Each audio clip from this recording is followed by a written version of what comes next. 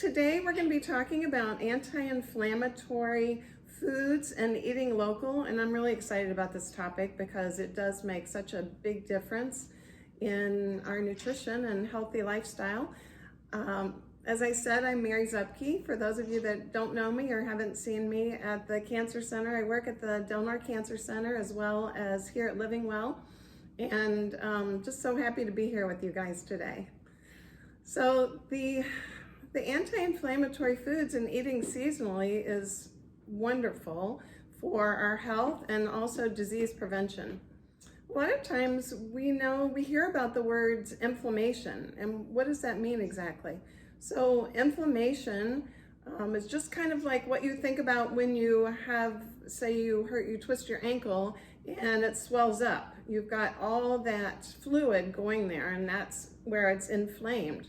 So there's also inflammation that can be more of a long-term kind of chronic inflammation, and we can't really see it because it may be with our organs or throughout our body, but that is what can influence disease in our bodies. So decreasing that chronic inflammation can help decrease our risk of cardiac disease, cancer, and even diabetes. So it's important to kind of know what these anti-inflammatory foods are so that we can start including them in our diet. So I'm going to talk a little bit about that, and then also about eating local, because that's when we're going to be having the most fresh foods and the most nutritious foods. And then we're going to talk about some ways to incorporate those into your diet. Sound good? All right. I have a PowerPoint that I am going to, just a quick one with a few slides, and then we're going to talk and I'll show a recipe.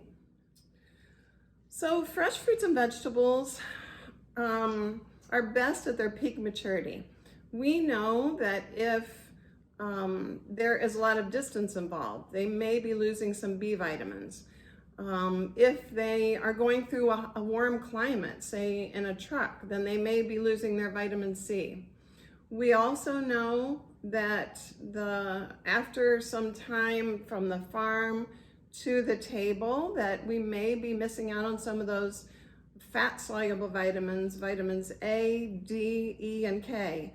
And we know that there's a lot of research out there that says that we need vitamin D in general health. And also, if in cancer treatment, we have some research that shows vitamin D if you're low in vitamin D, that may help your treatment outcomes. So it's important to kind of have that checked and see where we are with vitamin D. Carotenoids are also decreased when there's a lot of time from the farm to the table. And one of those would be lycopene, which is really great for men's health, prostate health. And so we just want to make sure that we don't have a lot of changes in light and heat and oxygen content, because that's going to affect our vegetables and our fruits. Okay, you probably can't see everything on here, but it does have a few examples of some of the vegetables and fruits that are very high in anti-inflammatory properties. And this is just to kind of show you that there are a lot of qualities in those foods that can really make a difference in nutrition and disease prevention, and kind of how we're able to make it through the day. So we want to try to start incorporating these foods in the diet, and one way to do that is to kind of know how many we're supposed to have, right? So we get this question a lot, and especially when you're in treatment, we do focus a lot on the protein foods for maintaining weight.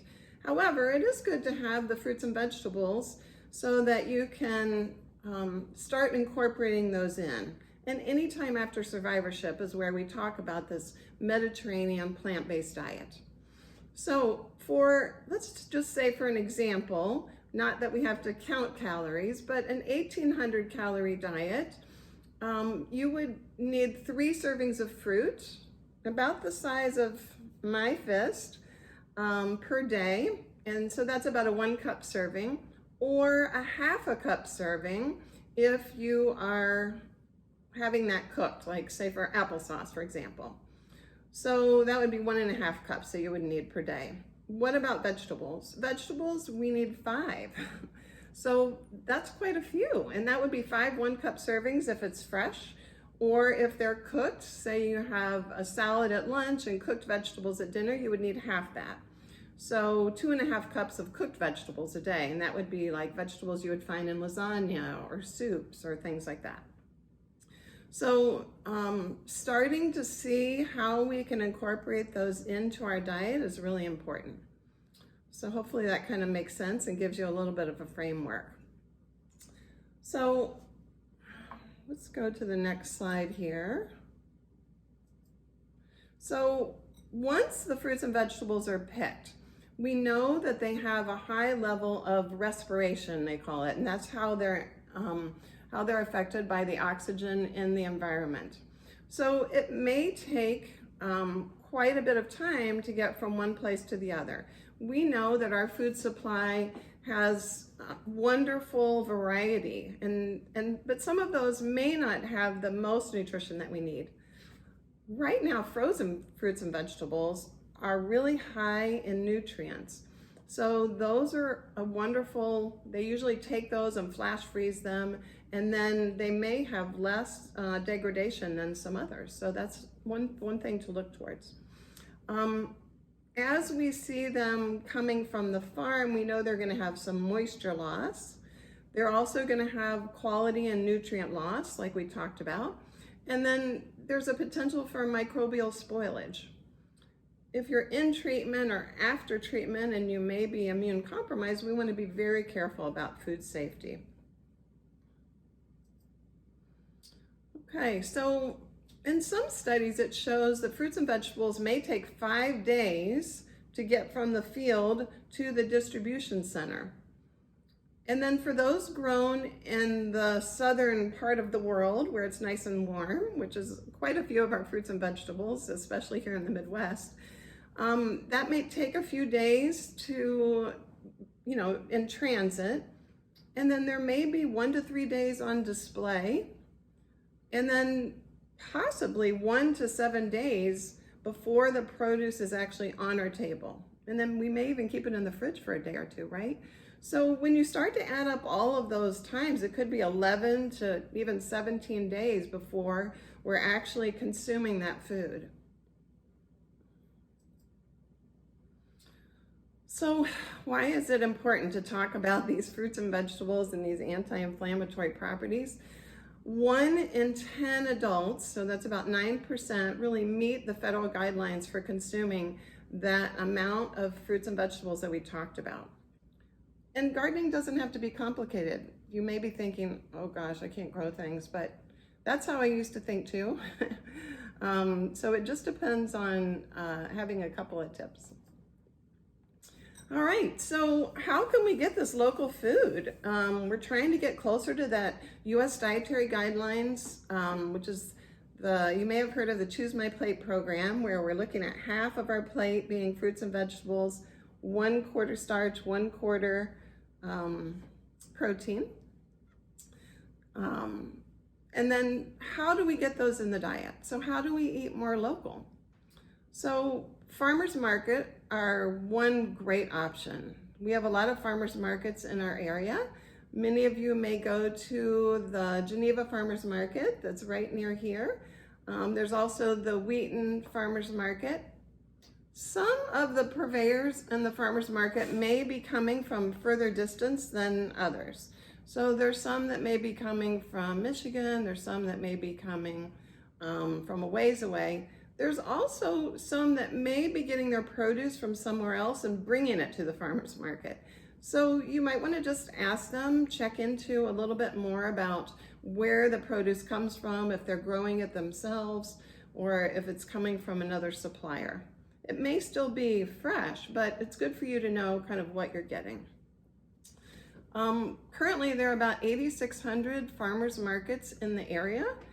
I know that now we are getting more and more farmers markets, sometimes even all year round, where you can find them in the winter, which is awesome. And then in the United States, from 2008 to 2014, we had a huge growth in farmers markets, and now that's stable. However, during the past year and a half, we've seen a huge number of farmers markets, smaller farms popping up, starting microgreens, and quite a variety. So it's a good idea to check around and see what's new and what's out there. Okay, it looks like I have a little comment there. The Batavia Farmers Market is excellent too. Oh, thank you. That's awesome. Yeah, I certainly didn't mention all of them, but it's good. I know there's a great one in Aurora as well. So thanks for putting in the comments. Feel free to keep doing that. I like to keep the presentation open for questions at any point. So yeah, so we can talk about that in a minute too, about some other ideas. So what foods do we really want to focus on when we go to those farmers markets, or if we're going to a CSA, you may have heard of that, where a farm, you can buy a share of the produce that is going to be on our local farmer. There are some of those in the area as well, and I've been experimenting with this the last couple of years, and I tell you, I am a big vegetable person, as you might imagine. And there are certain vegetables that we will get new recipes for. We're not sure exactly. My husband and I are experimenting with trying to use new vegetables that we don't have in our regular repertoire. So it's a great idea. They do have certain sizes where you can get a smaller share or a larger share. So that's a great way too, to go to the farm and pick it up and kind of see what they're growing. And there may be some variation in the season. That's kind of part of it. You get kind of what comes out of their local gardens. Let's see, here's a comment about Sustain DuPage grows organic produce and flowers. Awesome. Great. Well, this is a great time of sharing. So what foods do we want to focus on? The Mediterranean plant-based diet has been shown to lower risks of many types of cancers, also obesity. We talked about cardiovascular health and diabetes. So it's awesome that we're going to be including these in our diet. There are so many benefits. So you can see on this slide, both in the graphic and in the words, that there's a wide variety of fruits and vegetables. We have beets, berries, all different kinds of berries, the cruciferous vegetables like broccoli and cauliflower, greens of many varieties, tomatoes, peppers, squash, such as like yellow squash, and herbs. Herbs as well are offering quite a few health benefits. Now, some of them we don't have a lot of studies that are showing exactly the evidence-based information, but we do have some studies that are showing, for example, basil, that may help reduce blood cholesterol. It may help with joint pain. It could reduce the hardening of the arteries. It may help prevent cancer. Dill is the same way. It may improve a poor appetite. It may help with some GI disturbances like gallbladder, liver disturbances. It may help with colds or coughs. It's great to use when you're making a simple pickle, which is not very hard to do. And then mint is really good. We talk about mint if you're having symptoms of nausea during treatment. Mint, you can have mint in your tea. You can add it to iced tea. You can add it to your foods. It may help settle your stomach. I like to talk too about sage. Sage is a perennial, so once you plant it, it should come back year after year. And I think it's interesting that we always use sage around Thanksgiving, and that's when we're eating a lot and we need a lot of settling of our stomach. So sage may help with that too. So sage is a good one to incorporate.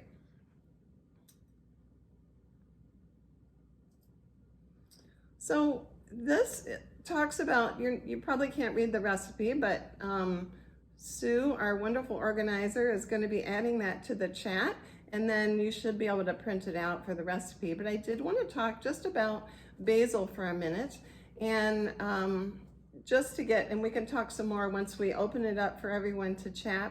But I did want to let you know that basil is really easy to grow. You know, just buying seeds, you can do basil pretty quickly. If you want to grow outside, you have to make sure to plant it at a certain time. But if you want to grow it in your kitchen so that you don't have to keep buying the expensive plants, you can do that pretty easily. I feel like the biggest trick for basil and growing herbs inside is having the right seed mix. So this is called seed mix or seed starter. So this is what you want to use as opposed to just dirt in your backyard. This has aeration to it so that the little tiny roots can make their way through and support the plant. So it's important to use this to start when you're planting seeds, like these basil seeds that you can buy at, you know, anywhere, Home Depot, Lowe's. I think I got these at Meijer. So you just have to make sure that you're using that. And if you can, you want to do an organic one. They have organic seed mix. And then after I planted these about 4 or 5 days ago, so you can kind of see how small they are. And I was trying not to use all of the seeds. I just used a few, but quite a few came up. So once they grow a little bit taller, you're just gonna be able to thin these out a little bit. And then you can either spray it or just do a very small drizzle of water, and the plants will come up probably 4 or 5 days.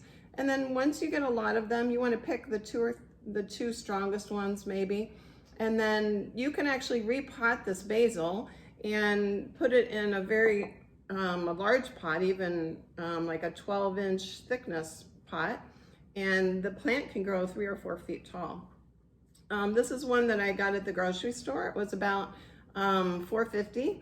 So this will last for a while, but you can also replant this one into a bigger pot so that it grows a little bit taller. And something nice about having herbs around your kitchen too, it just makes everything smell good.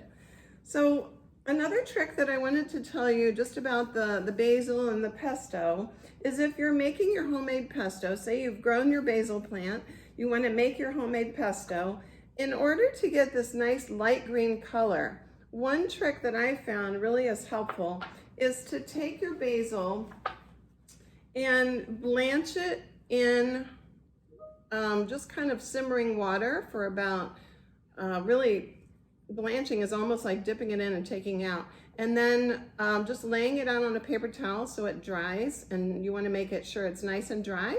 And then that's what you're going to put in your food processor. Isn't that lovely?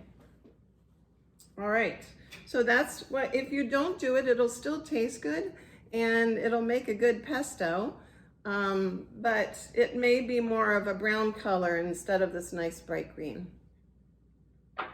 All right, I saw that there was a comment that you can make pesto with a lot of different nuts. So thank you for that comment.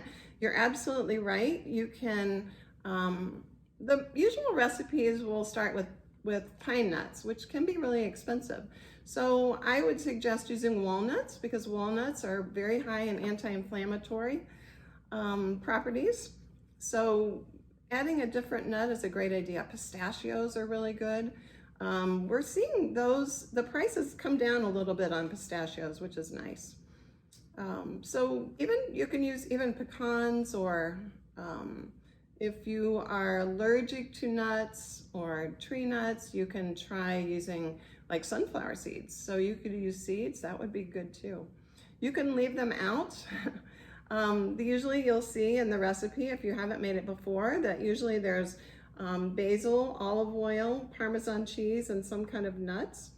You know, sometimes garlic. So if you add those in, you can try a lot of different variations. So you really don't even need the nuts. You can just do basil and olive oil and Parmesan cheese, and that's also delicious. And it does add a good flavor to whatever you're making. So I'm gonna turn the camera down so you can see this recipe that I did today. And this is an artichoke bruschetta. And let's see if I can get it a little bit closer. So you can see we did a little bit of, you're gonna get this recipe also in the chat. So it has started out with a little pesto on the bottom, and then we chopped up some artichokes, some fresh cherry tomatoes, some fresh basil, some chives, and then some recipes, the recipe that you'll get also has melted mozzarella, like a low-fat mozzarella cheese. So you can use that as well. I wanted to show you the nice, beautiful colors, so I left the cheese off for right now, but it's a great appetizer, and it's you can also glam it up with a little balsamic and make it really tasty. So that's a recipe that we started out with today. And then just to kind of go into the anti-inflammatory foods a little bit more, I brought some examples. I have been using grapes. There are some darker and some green grapes, and cherry tomatoes right next to me while I'm cooking. So then I can kind of snack on those instead of snacking on what I'm making, or just grabbing some cheese and crackers or something. So this way I'm trying to sneak in more fruits and vegetables. So those are really helpful. And then cauliflower is a big one that we're talking a lot about these days as a low carb option. So it does have some good anti-inflammatory properties. And you can see here, I'll show the camera down. This is actually a cauliflower pizza, and then I kind of did the bruschetta on top of there. So that's a great idea to take just a cheese. This is a cauliflower crust, and it had a little bit of cheese on there. And so you can add your ingredients on there. I usually add the basil last, so that it doesn't crumple and turn brown in the oven. But you could add some of these things and put them in the broiler just for a few minutes with a little bit of extra cheese if you wanted, or you can just put them on fresh at the end, and that's another good way to incorporate them.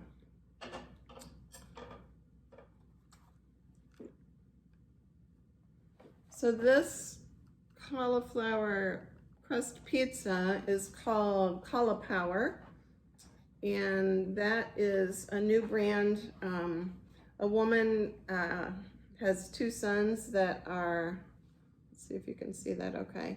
Two sons that needed to be gluten-free, and so she developed this, this cauliflower crust. So I thought it was pretty good, and the carbs are much lower. It's got about 370 calories for half of the pizza, which is not too bad for a pizza. So I have some other ideas here to show you, but I thought we would open it up to see if we have some discussion, and then I'll show you kind of some of the other things that we have here as well.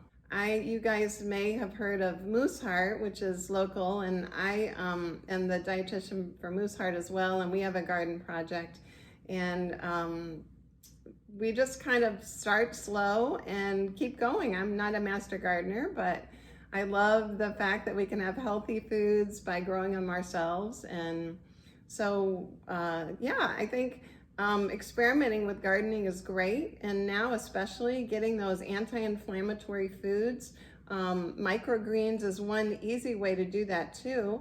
And for those of you that haven't grown them, they are super easy to grow. This is a beautiful radish mix that I got at our local farmer. I usually get my seeds from Johnny's Seeds. And I know here at LivingWell, we have done some classes growing microgreens, which has been really fun. So usually in the winter is a good time, but you can really do it in any time. The reason why it's good in the winter is because you get those fresh greens, but you just get the seeds and then you do a flat little seed area on top of your pot, really. and then you spray it, you keep it covered for a couple of days, and then in about 10 days, you have greens that could be 4 or 5 inches tall. You just harvest them and throw them right into your salads, your sandwiches. And these greens have these tiny little micronutrients that are really, really going to help us prevent that disease. So if we're starting to think, gosh, how am I going to get that 5 servings of vegetables in? If you start adding them in slow, adding a slice of tomato on your sandwich, adding some of these greens on top of your soups, all of a sudden they will start to it'll become more of a habit. We were talking too about some other foods that are good. I saw these carrots in the store, and I really like how they're cut. You know, it's kind of a different, they come from the bigger carrot, which I think is a little more flavorful, and they are in a different texture. A lot of times texture is a big deal, especially if you've been going through treatment. You might want things that taste a little different. So I thought these were kind of fun. And the other thing I like about these is that you can use them in dips or in hummus because they're a nice wide, sometimes if you use round carrots, the dip slides off. That's not very helpful. These are kind of like little chips. So I think these are a great alternative. We don't want to forget about our broccoli and our cauliflower. And lately I've been doing a lot of roasting of these great vegetables, and I'll just chop them up in little florets and use some turmeric. So turmeric and cinnamon, we want to start adding those in as well. Those are very anti-inflammatory, and they are really going to be helpful to start increasing the anti-inflammatory foods in our diet. So I like doing these on the weekend. I'll just do a big tray of them, and then I'll start to add them in my salads for lunch, or you can even slice them thin and put them on a sandwich. You can add them in just as a side vegetable, so that's awesome as well. The other thing I wanted to show were these berries. April was talking about growing berries, and they're not as hard to grow either. They do take a little bit of care just to make sure you give them some fertilizer and love. One of the master gardeners says you have to love your plants.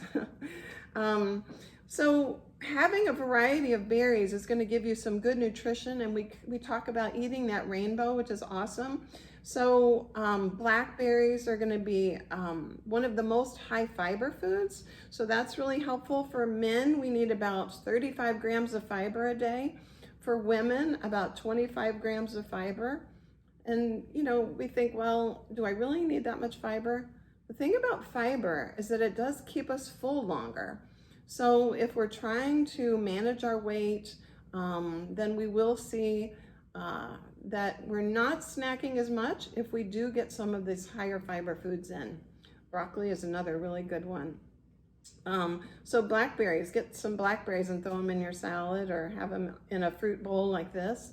Think in terms too of adding them into other things. So fruit is an easy one too, where you can add that to a salad. What about on top of your ice cream? You'll get a little bit more nutrition, or even frozen yogurt if you would like to do that. You'll get a little bit more nutrition by adding berries. You may need a little bit less of the higher fat foods like ice cream or frozen yogurt with berries on there. Same with like strawberry shortcake. You may need a little bit less of that higher sweet food if you're having berries or some kind of fruit with it, or even a fruit salad.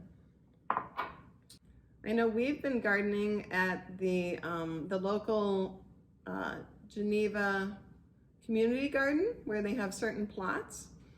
So that's another good way too, where it doesn't cost a lot of money, and you can have a small plot of land if you're not in an area where you can dig up an area in your yard, or if you don't want to. So that's a good idea too, where you can go to some of the community garden plots, and sometimes you can grow a small amount of items in a fairly small, or a large amount of items in a fairly small area. And they do have a lot of the raised beds that they're selling now.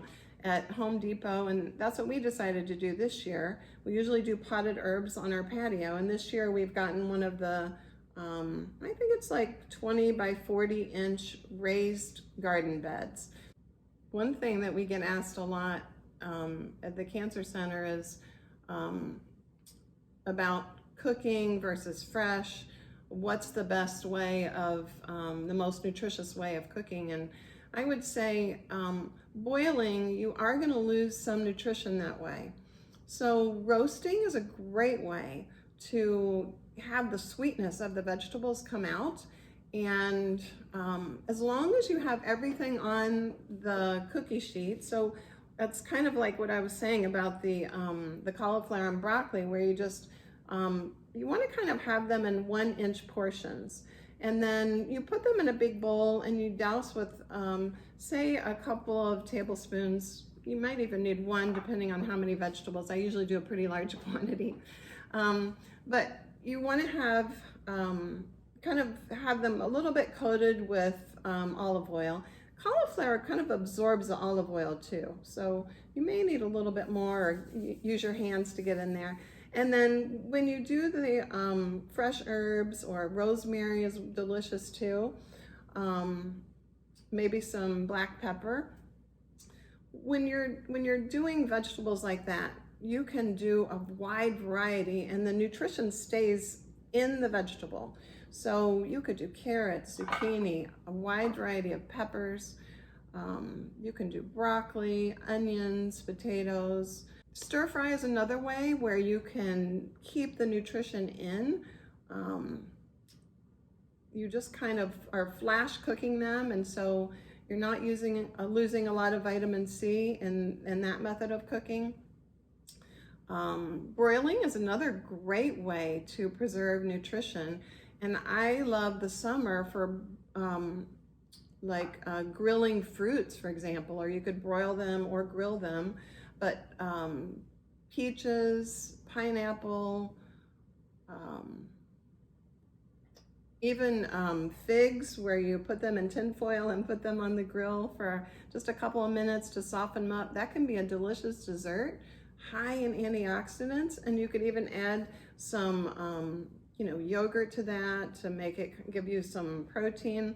So it's a great idea to try some of those items on the grill. They kind of get sweet, kind of like the vegetables do when you roast them, and it kind of adds color to your plate too. I know that a lot of people are increasing their gardening activities, which is great. Kind of, there have been a lot of stories about victory gardens, they're calling them, so that people are growing more foods, and I think it's great. The other thing that's really good about growing is getting kids involved.